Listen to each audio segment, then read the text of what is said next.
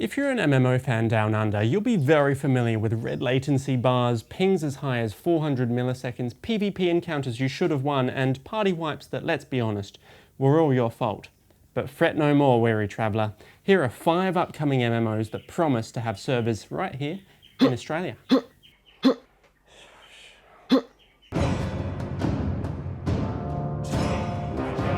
First up is World of Warcraft's 8th expansion, Shadowlands. With the latest reimagining of this 16-year-old game launching in under a month, it's worth remembering that WoW has had excellent Australian server support since 2014. Unless I'm mistaken, these servers are physically located in Melbourne, and they provide a great connection anywhere in the country. Plus, they're cleverly linked with the game's US servers, so if there's ever a lack of population in the group finder, it can still link you up with players from the other side of the planet to run an instance. Look at that Blizzard polish.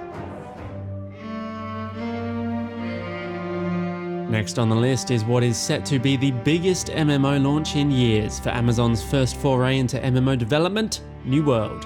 Compared to WoW, this is a game with very fast, skill-based combat, so it's wonderful to know that local servers are a sure thing. These ones are going to be based in Sydney and will go live when the game launches early next year.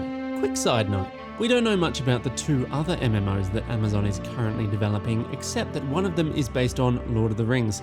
I don't expect them to release any time before, say, 2024, but it's more than likely that they'll follow in New World's footsteps and have servers based in Australia as well. And I mean, Amazon owns so many servers around the world, excluding Australia would be an unforgivable slight. On the opposite end of the spectrum, TitanReach is a colourful indie MMO that's early in its development cycle.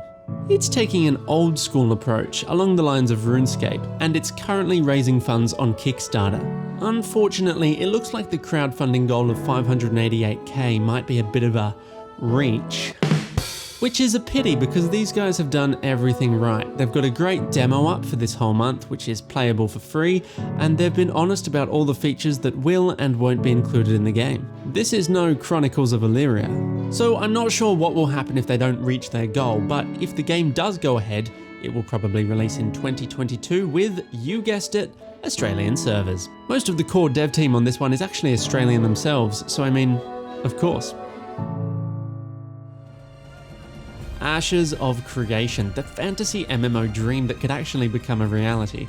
If you haven't heard about this game, basically it's everything you could possibly want in a modern fantasy MMO. I'll let you investigate the core concepts yourself, but it's the little things that make me really excited about this one. Like the corruption system, which allows but punishes open world ganking, like Bear McCreary doing the soundtrack, like the subscription fee without any box cost, and of course, the promised Australian servers.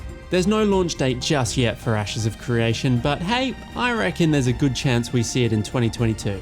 It's certainly an ambitious one, and I just hope they do manage to launch it and it doesn't fall into feature creep hell, like a certain other game.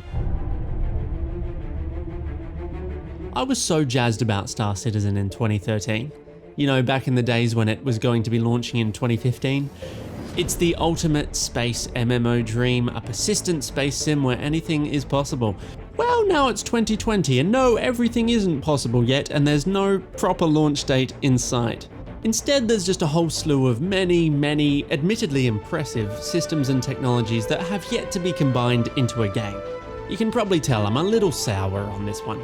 Star Citizen absolutely could still be incredible, but the time it's taking is ridiculous to me. I'm of the opinion it should have launched a few years back with a modest number of features, then grown outwards.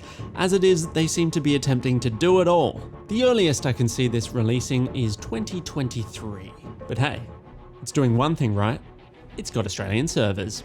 And that's what this video has been about. Aussie servers. And you know what, now that I think about it, all of the examples I've mentioned are about actual, legitimately inside Australia servers. None of that oceanic, actually located in Singapore nonsense. So that's cool. Are there any MMOs that you wish would join the cool club and get some Australian servers already? Let me know in the comments. And have a good one. See you later.